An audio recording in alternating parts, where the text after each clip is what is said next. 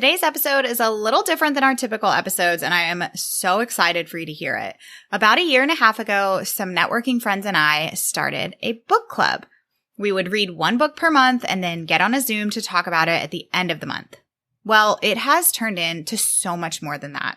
Not only has it gotten me into the habit of prioritizing reading again, but it has created this incredible friendship between all of us women who are also all online business owners. If you're listening to this podcast, then you are probably an online business owner of some sort yourself, whether that's a course creator, podcaster, TPT seller, or service provider. And so you probably feel like sometimes you live two different lives, your business life and then your personal life. Chances are people in your personal life don't really have an understanding of what it is that you actually do. And this is why having this group of women has been so helpful to me. Back in May, we met up in real life for a weekend retreat. And one of the things we did was record a podcast episode Roundtable style, which you will hear part of today. You'll hear us talk about what each of us does in the online space, how people in our lives responded to us starting our businesses, what our work schedules are like, how we balance it with our children, and how having a network of like-minded women has been a real game changer. I hope you feel a connection with a lot of what we discuss and enjoy the conversation. We've all shared about this book club and our relationships on Instagram, and we've had a lot of people messaging asking if we would ever plan to open the group up to more people. We know how isolating the online world can be and how much this group has helped us not only have a little fun reading books that takes our minds off of work, but also has formed really great connections with people. So we are creating a book club membership so that you can be a part of this community too. The book club will feature a monthly fiction book with live stream discussion and private Facebook group where you can connect with other entrepreneurial women and talk books, business, and personal lives. We have lots of other ideas for this book club, and we're so excited to share it with you and hope that it will offer a place where you can feel a part of a community and form some amazing friendships.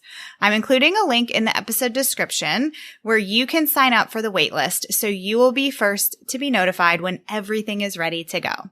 So again, you can find that link in the description on whatever listening app you're listening to right now, or you can find it in the show notes at www.podcastingforeducators.com/episode 107. Now, a quick note, obviously podcasting is my thing, and so this really kind of pains me to say, but the audio of this conversation is not perfect. It's not terrible, but we were sitting in a circle. We had one mic for all of us and we recorded it on one track. So some voices might be a little quieter than others, but hopefully it's not too distracting. All right, let's go ahead and get into it.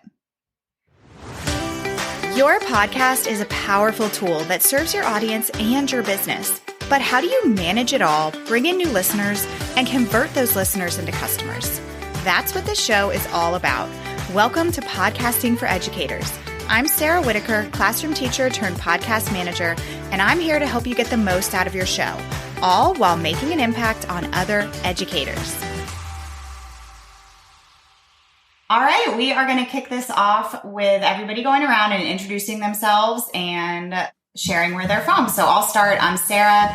I'm a podcast manager from Virginia. I'm Lucretia, and I'm a director of marketing for fashion-based businesses from Ontario, Canada. I'm Safa. I'm a director of operations from Tampa, Florida. I'm Nicole. I'm an Instagram strategist from Virginia. I'm Elena. I'm a social media manager from Indiana.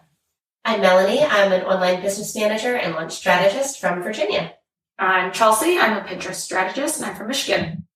I'm Casey. I'm a ClickUp expert from Idaho. I'm Kristen. I'm a marketing strategist from Colorado. And I'm Ashley. I'm a director of marketing from Washington. All right, so we are going to go through some different questions. We've got a few different categories for you all, and we're going to start with marketing. So question number one is, what's been the most effective marketing tool or strategy for your business growth? Nicole? So I think that when I first got started in the online industry, I had all of this noise telling me to kind of be everywhere all at once, like be on Pinterest, be on Instagram, be on YouTube. The the thing that helped me the most is figuring out what is going to work for you. Where do you enjoy being? Where do you enjoy showing up? Where are your people hanging out?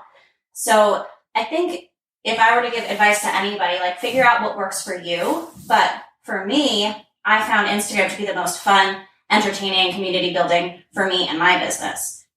All right, let's move to a business question. And this is mindset hurdles. That's the category. So we've all been in business now for a few years, right? Or more. Do you still get nervous to get on video? Lucretia. Yeah. It depends on what kind of video. Because like if it's like a walking video where I have to walk, I like really get self-conscious. But like if it's like sitting in stories and just my face, that's fine. But if it's like a reel or dancing or moving, no, it's really hard for me. Nicole. So I think for me, I've gotten to the point where I feel like when I like watching people on video, they're more laid back, relaxed, like they don't really care. They're not as polished. So I've kind of tried to take that approach into my video, and it's taken the pressure off immensely. Like I used to record a story maybe, 15 times and like re-record it because it's not perfect. And now I'm just, you know what? If I say something wrong, I say something wrong. No big deal. Elena. I was going to say the same thing. Like, I feel like it's a lot easier if I don't put pressure on myself because I feel like I get more engagement that way too. They don't want something like perfectly polished. This is Kristen. If I go too long without being on video, like if I take a break for a couple weeks or something, I get weird. Like it's weird to get back into it, and I do kind of get nervous. So it hasn't fully gone away for me. Ashley. I don't get nervous on stories or recording reels or anything anymore, but I do feel a little anxious before I go live. Mm-hmm. You can't erase or re-record lives. Yes. Sarah. I find what helps me is like I've tried the whole batching videos thing, and I much prefer not to do that and to just kind of like go on video, whether it's a reel or Instagram stories, just whenever I feel like it. And whenever I feel like, I don't know, feeling confident or feeling like I even have something to say, like when I tell myself I have to get on Instagram stories every single day, sometimes I just feel like I don't really have anything I want to say and I don't want to just do it just to do it. But when I'm more in the moment, that's when it feels a little bit better.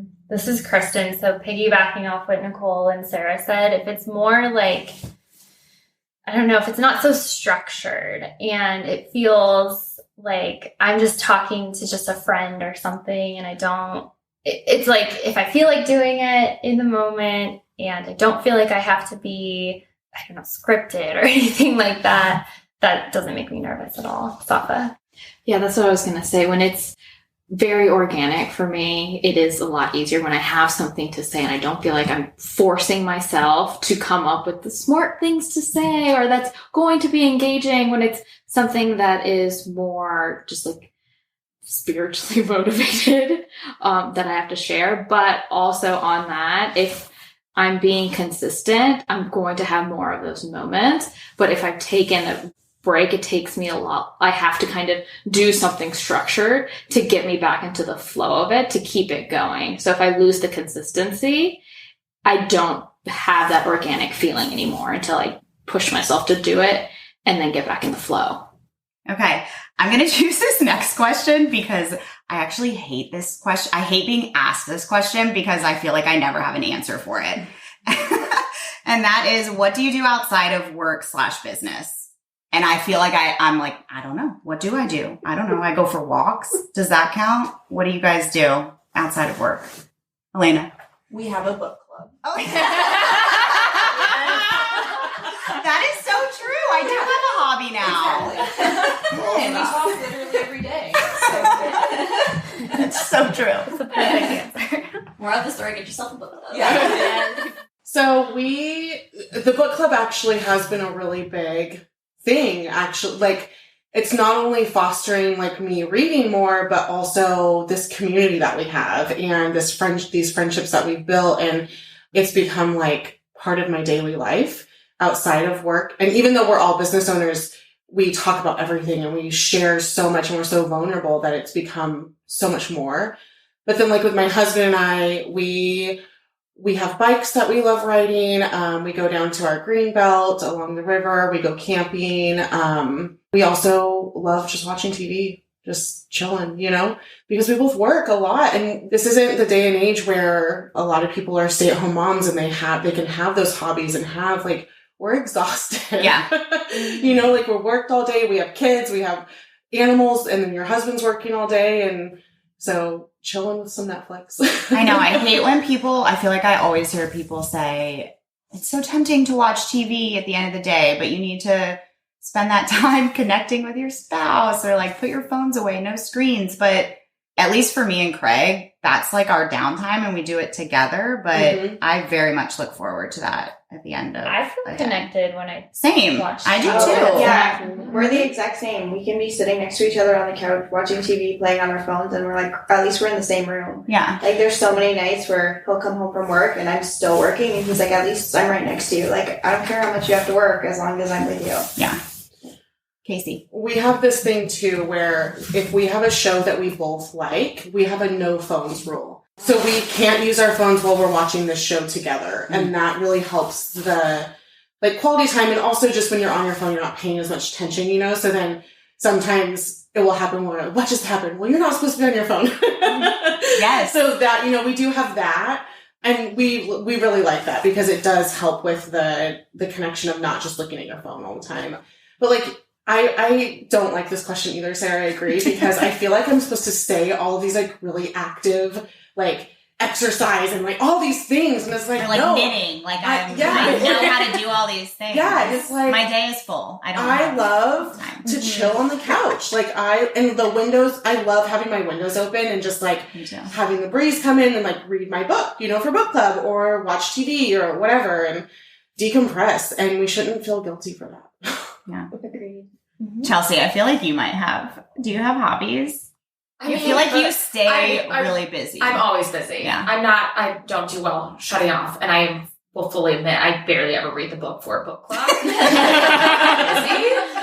But I do we talk so much that staying up on top of our conversation is a full-time job. It is a lot some days, but in a good way. It's reminded me how important genuine friendships are, which I think I lost touch of when I became a mom. I lost sight of my friendships. And I think this is a good reminder. And this weekend has been really good for cheesy to say, but personal development of this is something I need to prioritize more beyond my business friends. Is I need to reconnect with my friends outside of business too.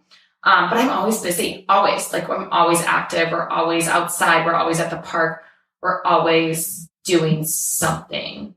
Yeah, you kind of have to get creative when you're a mom to make sure you keep those friendships and that side of your life going.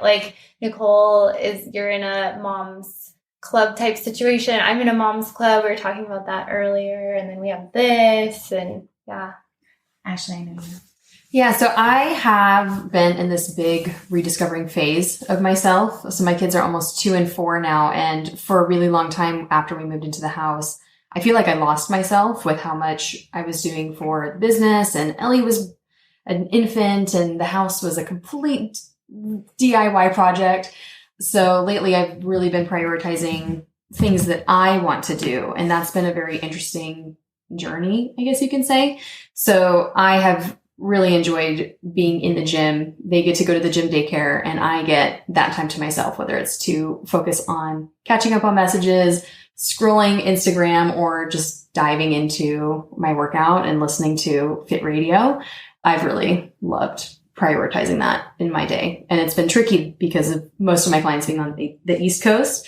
So it's afternoon for them when I get my gym daycare time. But having that priority of something that really gives me energy back has been really good. Yeah, I totally relate to that. And you have to prioritize it because time is limited. We only have so many hours in the day, but I've been the same way. When I started online business, that was a big thing, going from teaching where I was on my feet all day long, moving all day long, to sitting at a desk. And I let myself kind of get into a slump. And now that's something I've really been prioritizing, is getting some sort of movement in.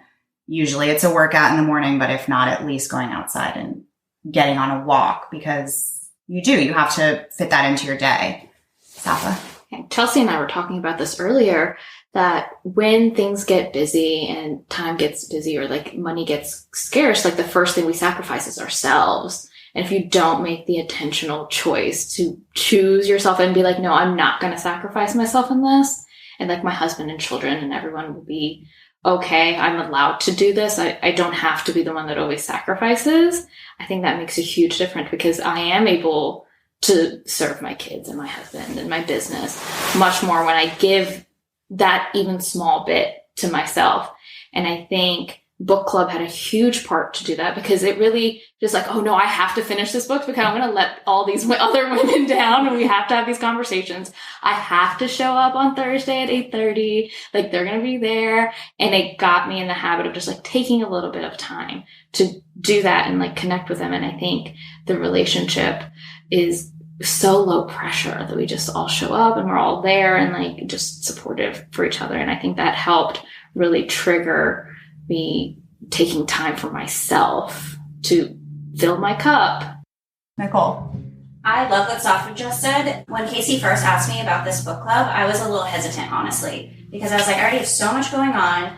I have another baby coming. I have all of these things going on. Do I really have time to add one more thing onto my plate right now? But I know this is something that I really wanted to prioritize reading again, friendships again. And I feel like adding even this one thing or like even a workout or even like adding one more thing into my schedule that was for me made me feel like I had so much more time.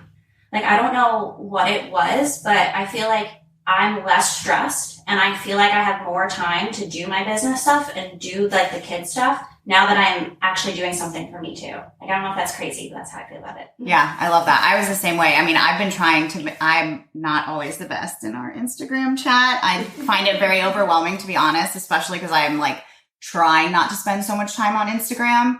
But I was really happy when we switched to texting for this trip because I'm much more responsive through text message. But I mean, it is like if you make it a priority for me, and it sounds like everybody, like it's had a really positive impact. Lucretia? I think I've told the whole group that you guys are like my only friends, basically. Like, I don't have a lot of friends outside. And like, I know when we were doing stuff on weekends, the small things I would do when I would take breaks from work, I'd be like, I don't even want to be here. Like, I just want to hang out on Instagram with all you. You guys like me better. Like, it has gotten to that point because there's just like, I don't really have a lot of like friends locally. Like, a lot of them live far away and like over texting or whatever. I have like one or two, but like we don't hang out a lot. And so like you guys are who I talk to. And when there was like some stuff going down and some of the stuff that we were doing, like you guys were like, no, your feelings are valid, and like just like different stuff like that. Cause like, don't really have friends in real life. So like meeting everybody like this weekend has just been super good and like kind of the break we all needed. Mm-hmm. I Definitely. Yeah. So this question somebody asked on Instagram, so we definitely need to ask this one. How did everyone meet? Ooh, I'll kick it off. Okay. So I am very much one to reach out very easily to others. So many of us, there are 10 of us here. There are 12 of us in book club. 13 in book club? 13. 9 out of 13 are from the same program, went through the same freelancing program, correct? Mm-hmm. Yeah. So we all, besides 4, went through the same freelancing program. And I know I personally reached out to, looking in this room, I think everybody in this room, myself, trying to build that community because our real friends, we can all attest to this, do not understand, nor do our husbands, this online space. And so I took the leap of building those genuine connections from day one. So I personally started my business in 2020 of November. Many of the girls in here are anywhere from 2019 to 2021? 2020. And so I think we all started just Facebook messaging each other. And then Casey started this book club. And I know we started with 9 of us? And then Casey, you were like the root of all of this. Yeah, shout out to Casey. Casey made this happen. Casey brought in Safa. And then Safa brought in. No, you didn't bring in anyone? Okay, so Casey and I brought in Patricia. Melanie. Okay, yeah. So Sarah brought in Melanie, or I can. But I had already had relationships with 3 or 4 of you anyway. And weirdly, in I know, everybody's connected somehow. Yeah, this we were world all is weirdly connected. And then Kristen was like my first quote unquote friend in space. And yeah, I think at first when we started book club, it was very strict. Like it felt like very much like this is a professional book club and it like read the book and do the thing. And like we left it as very I'll kick you out. Yeah. And it was very much You did kick people out, though. I did. We sure did in the first 4 months. You did? Yes. I'm surprised Because there were more people in that first month that didn't come to the call, and then she kicked them out. I kicked out multiple people. She invited me from a question I asked on her reel. Like, I asked a question about, like, oh, how'd you like that book or something on one of Casey's reels? And she's like, I don't read those books or something like that. And I was like, what? And then somehow you invited me to book club. And so I came that way. I kicked out, I think, four people. I'm vicious. I appreciate that. Because that is not, I think that would be, I just could never do that. So I appreciate that you do that. Yeah. Like even we started a text chain for this trip and even you being like, let's keep this just for retreat talk. I'm like, I want to respect people's personal boundaries. Yeah. But like I'm trying to, you know, like. But I will say, like, I'm so glad by what it has become. Like, what it started out as was the intention of truly just having like a book club that would meet once a month. Mm-hmm. I thought that's all it was going to be. Like, I knew the people in it, so I was like, great, love the girls. But it's become like our own safe haven, mastermind, whatever you want to call it. Like, I haven't felt the need, like I'm a true believer in investing in my business. I haven't felt the need to invest in a mastermind, a coach, because we all have that. And we talk about motherhood, struggles, business, our amazing husbands who drive us nuts. And, and we all are at different stages of our lives with kids, with business, with everything. And so I'm very grateful that it's organically and authentically turned into what it is. Yeah. But yeah, a lot of us had known each other through that program that turned into friendships that turned into the book club. Mm-hmm. All right, let's switch gears. Were you nervous to start your own business and leave your 9-to-5? Melanie. Yes. Extremely. So earlier when Chelsea was talking, she looked at me to kind of acknowledge, like, did you start in 2020? And I did, but I took a super slow approach. So I was a high school teacher for 12 years, and I started my business when I was pregnant with my second daughter and really took the time to leave the classroom, like a lot of time. Like I did this 1 full year while still teaching, and then I dropped down to part-time teaching and did that for an entire year. So really, this is my first year in business because I was super, well, you guys know me now. I feel like I take a long time to make a decision. I'm very cautious and just really want it to be like the right choice, which you don't ever really know if it is ever the right choice. So that was something that I think was really, really hard to let go of.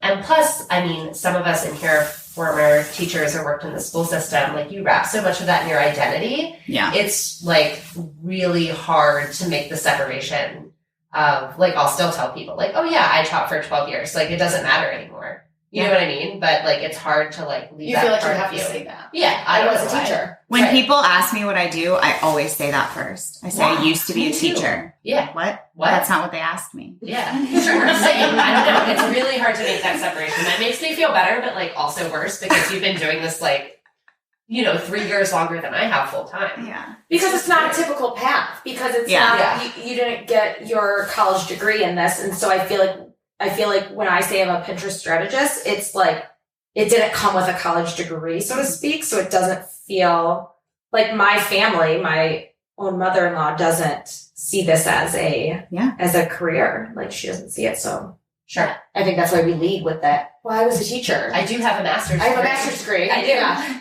But yeah. Do you like, has your all's inner circle, like family, close friends, for the most part, been supportive of everything that you've done with your business, or do you feel like judged at all?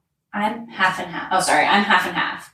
So my friends have been amazing. My friends all support. They're like, yes, you got this. You're going to be amazing. My family, not so much. Like my mom and dad are great, but my aunts, uncles, grandfather, especially was like, you're doing what? You're not like using your college degree anymore. Like you paid so much money for this and like, that's what you should be doing. And like in their defense, like that was the way to have like a stable income, right? Was to like do what you're supposed to do, retire, have your retirement package. And like, that's what you were supposed to do. Today's day and age is just much more different. Yeah, for sure. Grisha? No, like my husband, fiance, boyfriend, whatever the heck you want to call him, because he's basically in it for life now. He's really supportive. I have a couple of friends that are supportive. You guys are all really supportive. My dad, like, doesn't understand it, but doesn't ask too many questions. My mom literally sends me job applications, like, every week still. And I think and I'm, like, very kind of shy to talk about it. And I think a lot of it stems from, like, my sister saying she was, quote unquote, a blogger, and saying that she works online. And this is like, everybody's laughing, but it's like a story for a different time. So like that gave my whole family this like bad taste in their mouth about being in the online business. And I've been doing this since like 2005, 2006, and I was in high school at the time. So I finished high school. I got 3 degrees in 6 years, did this all on the side doing that. And then I went into the corporate world and I did that for 4 years-ish. COVID hit. And I got laid off, and I was like, all right, this is my chance. Like, cause I was so afraid of like not having that stable income, but couldn't do anything. So might as well go into this full time. I had nothing to lose at that point, and I've been doing it ever since. And so that was kind of the thing. But like before that, like, it's always like, oh, I can't say that I do that because like, you don't make any, she never made any money of it. So they never thought I could. And like, this is kind of the first year I've actually brought home income and like, done big things in my business, like this trip and other trips, and just so they finally are starting to see it, but I still get those job applications. Kristen? I've had almost nothing but support from like everybody and friends and family in my life. There was one family member before I started my business when I was talking about doing this and then quitting my 9 to 5 to do this and stay home with my kids. And she was like, well, maybe you should get a part-time job to go with it. And that made me feel like, I don't think you know how like all in this is going to be. And like, so it made me feel like, I don't know if you have confidence in me, but everyone else has been super supportive and like always asking me about the business. A lot of my friends and family will tell me that they've like been listening to my podcast or like watching my stories on Instagram, and I have no idea that they're following along, and it's always surprising. But it feels really good to have that support. And also it can feel, when you're in this space, it can kind of feel like you don't exactly know how to explain what you're doing. So, but I feel like those people who have been really engaged in what I'm doing, they even know what I do. They feel like they have a good understanding, and that means so much to me. I think it's so awesome. And I've even had some friends and family who had kids and they saw this lifestyle and they decided to go for it. I've had some friends recently quit their 9 to 5, and now we get together for dinners together to talk about business. It's so, so cool. That's awesome. How about you, Casey? So very supportive, but funny supportive. So for instance, my grandma thought that I created ClickUp. Founder! So very, very supportive, but like they don't understand anything that I'm doing. And no. So my family comes from, most of my family are very well off and blah, blah, blah, you know, that kind of stuff. And so the way that I have shown them that I actually don't have a college degree. So the way that I've shown them that I've made it is I tell them like, I have made this much money. Like this is a real thing. And for some reason it clicks with them then because I'm like, I am supporting our family. Like I can do these things. Like my husband and I have like, this is not just this fun little gig that I, lose money on, you know, and that has helped them kind of understand that like I have an actual business. But it was funny one time, my grandma, she's like, so did you like create ClickUp? I'm like, no, I did not. I wish. I was going to say, I hope you didn't tell her otherwise. Safa. I didn't tell anybody till after I was successful. Same, pretty much. My intention was never to leave corporate. I was very successful in my career. It was great. I was making money, but Darrell was starting his business and we needed more money. I was like, okay, yeah, I can do some freelance extra side gig, some money coming in. And then it grew and grew and grew. And then I was able to bring in a lot of my corporate experience from being at like the higher corporate level into there. And it was like this unique perspective that was really helpful to business owners. So then it kind of grew from there. I was like, oh, okay, this is real. This is okay. I guess I'm doing this. And then it was already proven. So when I told people about it, they were like, okay, well, I guess you're already making money. So we can't tell you you're not going to be successful because it's already done. I didn't give them an option to not be supportive of me. Yeah, it's funny. Like after hearing all of you go, I feel like people need those like results before they need the testimonials. Yeah. Exactly. Ashley. So most of my family doesn't ask me. I don't think that they realize how big this has gotten for me. I think they just see me as a stay-at-home mom. Whenever we get together, you know, they're asking my husband, oh, how's work going for you? How's your job? And my sister, and they go through everyone else and then they never ask me. And it's like, hey, I'm doing stuff too, you guys. Doing big things. Not just cooking dinner. Yeah. Actually, I'm doing more other things than cooking dinner. Do you guys ever, like when you're in a new social setting, not business related, like maybe you're at a wedding or whatever, and somebody asks, what do? Do you still get a little like, do you go into detail? I say, I usually try to change the subject. No, I just say I'm in digital marketing because share what I do. No, digital marketing is accepted, but like to go in details of what I do, like why? Right. I spend my time. Yeah. Nobody understands outside of our online space. Nobody understands. I've fumbled and I've been in business for 3 years, and if somebody on the street asks me what I do, I can't answer them. I just say operations consultant. Mm-hmm. Yeah, operations consultant for small businesses. I say marketing business, and I feel like marketing is a good Marketing word. is yeah. Director of marketing. I just say marketing agency. My dad just loves that I'm happy, and my grandma just loves that I get to travel. She always wanted to travel for work, but she never really like worked out of the house too much. So she just thinks that it's so cool that I'll be like, oh, like I'm going to meet book club. She's like, this is what you do. Like you've been working though too, right? And I'm like, yeah. She's like, oh, I still want to travel one day. She's like gonna be 92, so she's probably not gonna travel anymore. But she loves it. Like we get to travel, and she's like, so you do Facebook, right? And that's not everything I do. She like sometimes she's like, shout out to the grandmas. Yeah. I love it. Facebook is where they go first. You do the Facebook. The Facebook. Yeah. My family, everybody in my life, luckily, has been like so supportive. My mom hypes me up a little bit too much sometimes to her friends. She doesn't totally get what I do, but when I started my online course, she calls it a manual. Yes. She tells everybody, like, if she's with her like girlfriends from college, she's like, Sarah, come on over and tell them about the manual that you created. I'm like, what are you talking about? Like, I'm picturing, I think she is picturing a work, like a textbook or something. No, it's all online, Mom. She's probably telling everybody at the pool. Yeah. Oh, definitely. If she were here yesterday with us, she absolutely would have said that. The neighbor was talking about our 4 houses. Your mom was talking about your manual. Yeah.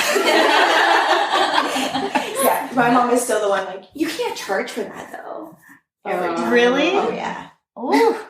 I don't think think I could do this if I didn't have a supportive Same. family and husband. Yeah, No way. That's why we had you guys. Absolutely. I don't I think all of our husbands I have think been if my super husband supportive. wasn't Yeah. supportive, it would be a different story. My Yeah. husband's a huge reason I'm doing this. Same. Yeah. He has to be on Support. board on like we have to be on the same page for financial decision. I think it's a Absolutely. big financial decision we have to make together. Shout out to the husbands. Yeah.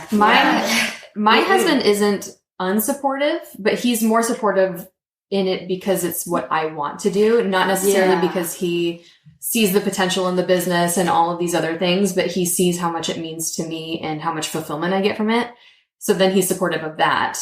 Yeah. So Oh yeah, my I think it husband has speaks no idea. Volumes to the fact that we're all here because our husbands are home, like for most of us, Yes. with our kids and being willing to take on 4 days. And like no questions. No Like, question. go. That's a lot Yeah. for our husbands to do, and not that like they're dads. They should. It's not like You're not babysitting. Yeah. But I think it speaks volumes to the fact of like they are so supportive of knowing like this is a personal thing we need to be doing as or as women, but also the business side of things of like growth and development within that, which I don't know if a lot of people in this space get. I have talked to many others and we are a lucky group. So I just want to mention that Sure. because I have talked to, or I have friends in the same space that don't have that support. So I think we are all very lucky to have that. How many husbands asked, like, you're going to meet strangers? Yes. Serial killer vibes. Mine was literally like, I'm just so happy you get to like go out and actually meet your friends. Like, he's like, you really needed this. Like the day we booked it, I literally was like, we need to book a flight. He came right down and he was like booking it, like listening to our book club call as we're like talking about booking the flight for him. He was like, what seat did she get? Can you just send me that? Like literally, he was like, go do it. Like do the thing. Yeah, He loves like the freedom and that's where he wants. And he's like, you've been working your butt off for how long? Like, you can travel now? Yeah. Go. Anytime I mention going out of town, my husband is like, go, you should go a day early because he like banks it so he can go on golf trips later. Back in May when you went away for 4 days.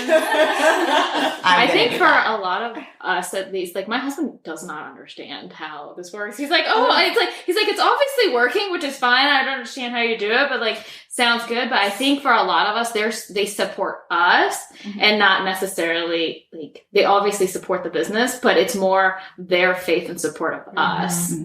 Okay, tough question here because I know how many things we all balance. What does a typical day look like? Well, that's interesting. Do we have a typical day? Oh, can I spin this? How many of us, I guess, have childcare versus... Oh, I like that. Because I think that's a big factor in how our days look.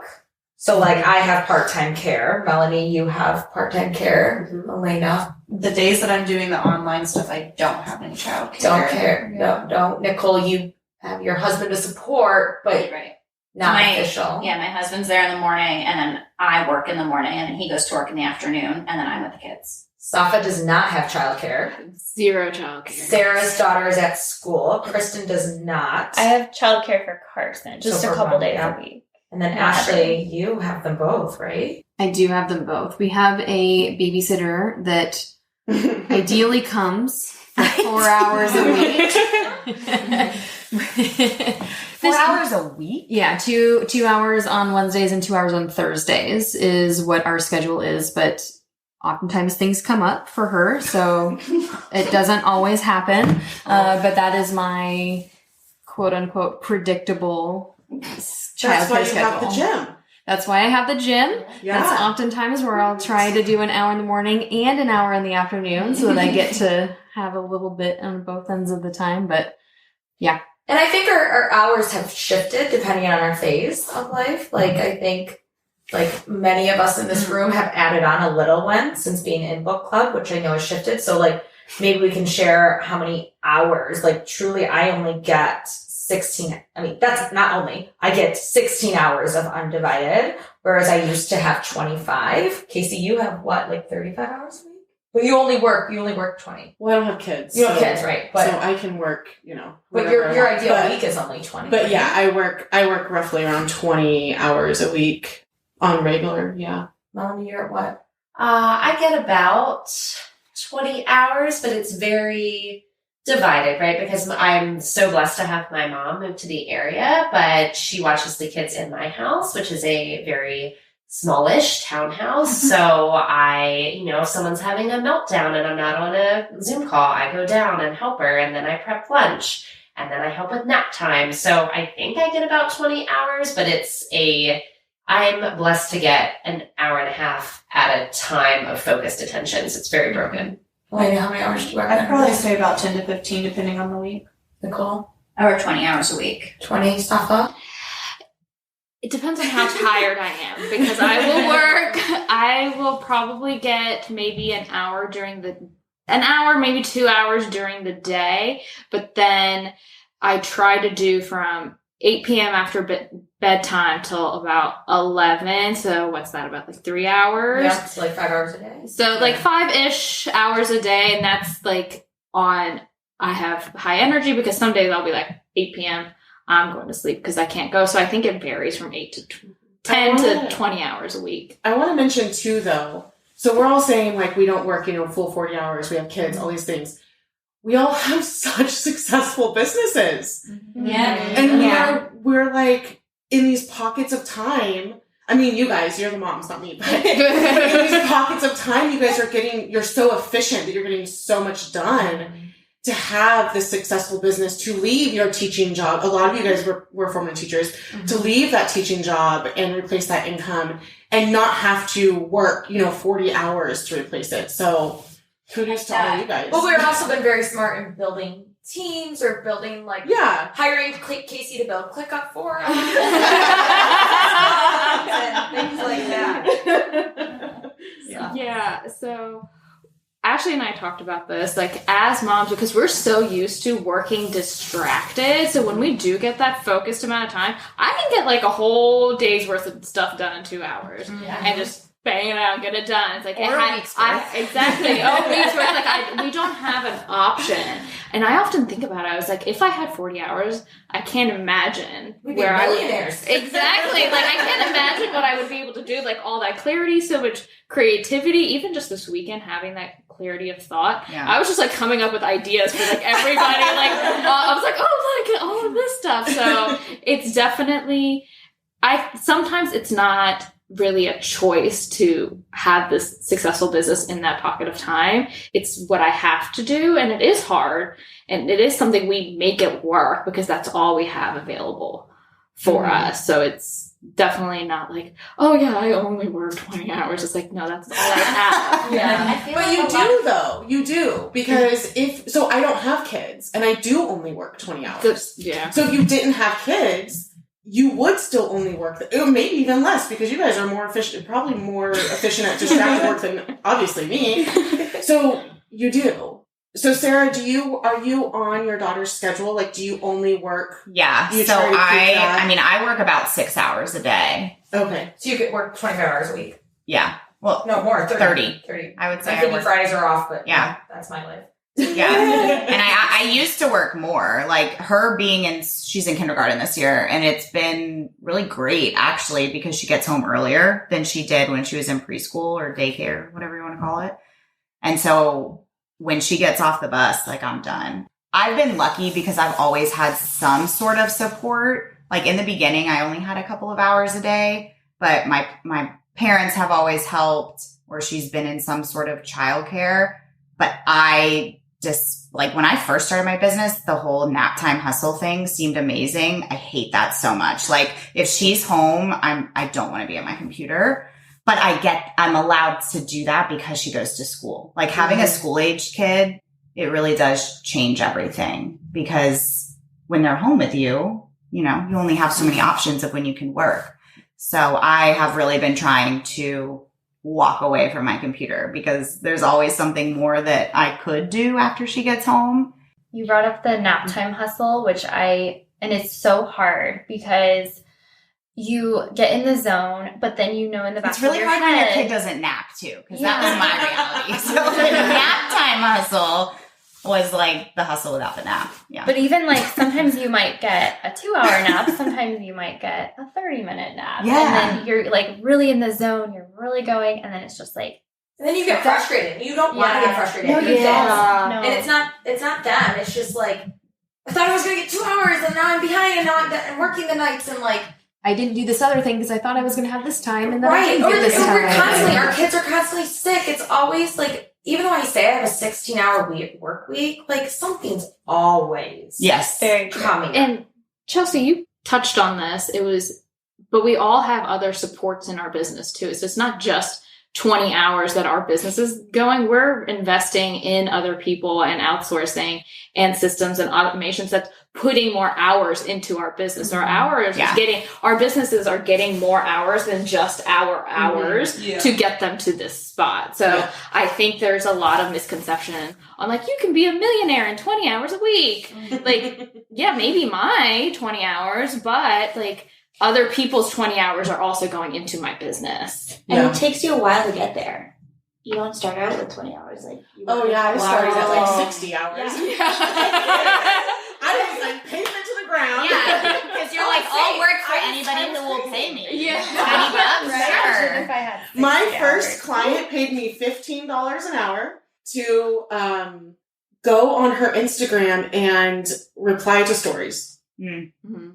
It was awful. Awful. Yeah, it was awful. For 60 hours a week.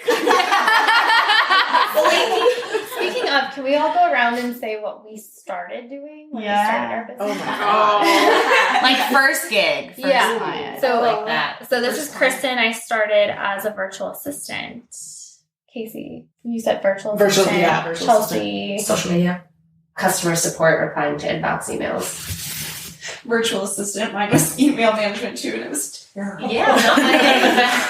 This is Nicole. I was virtual assistant, and with virtual assistant, people like think it's like just like one thing. But as a VA, I was literally doing podcast editing, Instagram, Pinterest. I was doing YouTube for people. I was literally doing every single thing that anybody wanted me to do. I redid a website as a virtual assistant. Yes! I did too!